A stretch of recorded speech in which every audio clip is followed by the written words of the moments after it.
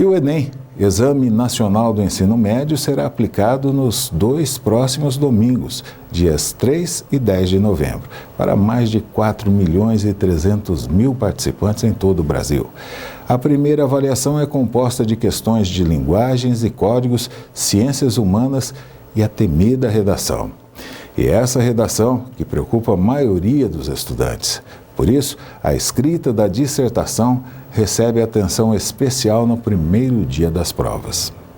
Uma das mais temidas provas do Enem, a redação, por conter a cada exame um tema surpresa, espera-se um texto dissertativo argumentativo. Saber apresentar informações sobre determinado assunto e defender uma opinião sobre ele de forma coerente e coesa, configura-se num padrão a ser repetido em qualquer proposta, destaca esta doutora em linguagem.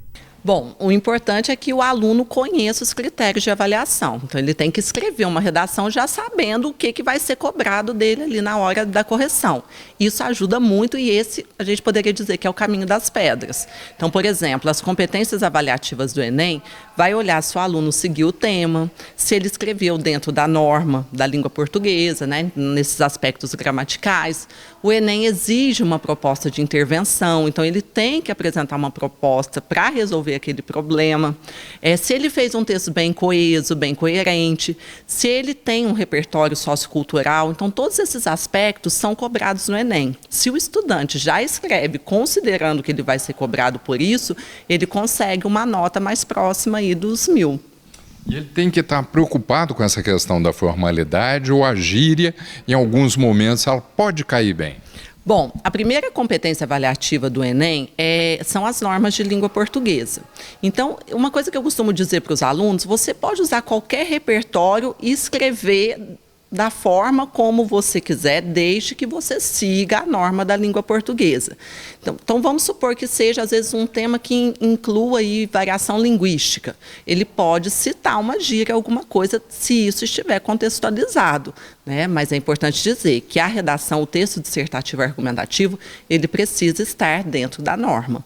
Ele pode fazer o uso de gírias desde que isso esteja na linha temática e que esteja bem contextualizado como uma forma mais de citação, de apontamento, do que necessariamente escrever um texto todo com gíria.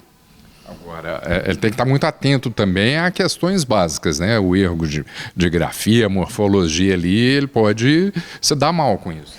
Isso, essa é uma das competências, né? Então, a gente fala que acentuação, pontuação, grafia, caligrafia, tudo isso são aspectos básicos e que é muito importante que um estudante que está ali finalizando o ensino médio tenha domínio. Mas não é só isso, ele também tem que se preocupar com o repertório, com fazer a proposta de intervenção, porque cada uma dessas competências vai exigir dele ali 200 pontos. Então, a parte de gramática, por exemplo, vão ser apenas 200 pontos da prova, ele tem que cumprir todo o resto também. Para se sair bem na redação, o conselho é a atenção máxima às regras gramaticais e ortográficas e evitar a todo custo fugir do tema proposto. Tem uma das competências que vai se preocupar justamente com essa organização de texto. O aluno apresenta um projeto de texto com início, meio e fim, e os temas do Enem, eu costumo dizer que são repertórios da nossa vida, né?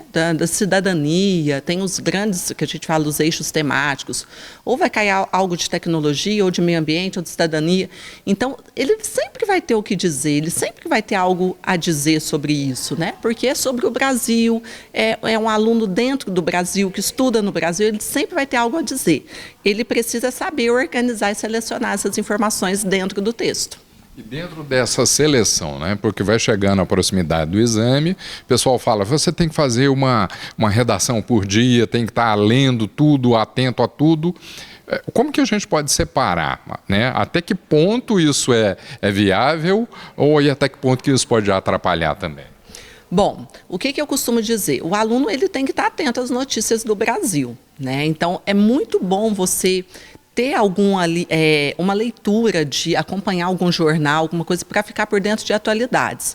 Mas também as aulas do ensino médio, elas ajudam muito, né? Então você às vezes vai usar um repertório de uma disciplina de história, você vai usar um repertório de uma disciplina de literatura. Então a construção desse repertório, a gente sabe que nós não conseguimos fazer do dia para a noite, né? Mas o aluno ele pode trazer a sua bagagem para o texto, desde que muito bem amarrado ali na estrutura. Investir tempo e esforço nos estudos é um passo fundamental para maximizar o desempenho, destaca a doutora Karina Adriele. Uma coisa que pega muitos alunos do Enem é a questão do tempo, porque são muitas questões mais a redação. Então, nós sempre falamos, olha, organiza bem o tempo. Nesse sentido, os simulados eles ajudam muito, você ter uma organização do tempo, porque não basta você saber responder as questões, você tem que responder com certa agilidade, né? Redação, por exemplo, a gente costuma falar para o aluno, olha, desde fazer o projeto de texto, fazer o rascunho e passar limpo, não gastar mais que 1h30. Porque isso pode comprometer você fazer as questões depois. Não tem regra. Eu acho que quem faz o simulado, ele vai achar o seu tempo ali e a sua organização. Mas uma coisa também que eu vejo que a maioria dos alunos usam e vão melhor nesse sentido é quando eles fazem o texto primeiro. Então, você pode montar ali o seu texto, você pode, às vezes, até deixar para passar limpo no final, né? Ver depois se quer mudar alguma coisa. Mas se você começar pelo texto, isso pode ajudar você depois não se atropelar nessa redação, né? Esse é o principal desafio do primeiro dia. No domingo seguinte é aplicada a prova de Ciências da Natureza e Matemática. Além de ser uma avaliação do ensino médio, o Enem pode garantir vagas para as instituições públicas federais de ensino superior, bolsas parciais ou integrais em particulares e até financiamento em instituições privadas.